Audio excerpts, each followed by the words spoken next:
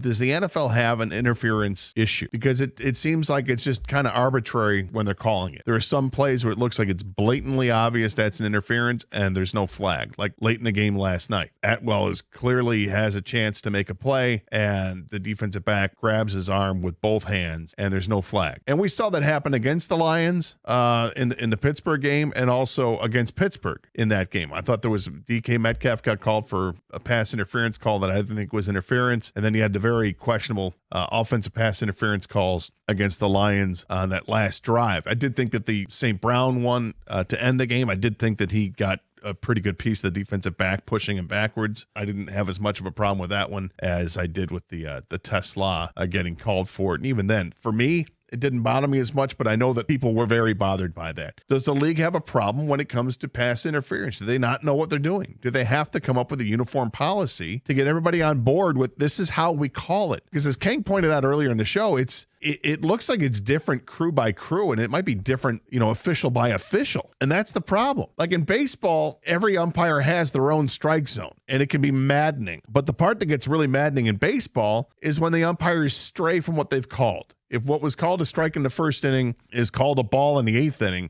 that's a problem. There has to be the consistency. And I think the same thing goes with football and with pass interference. You've got to find some kind of consistency.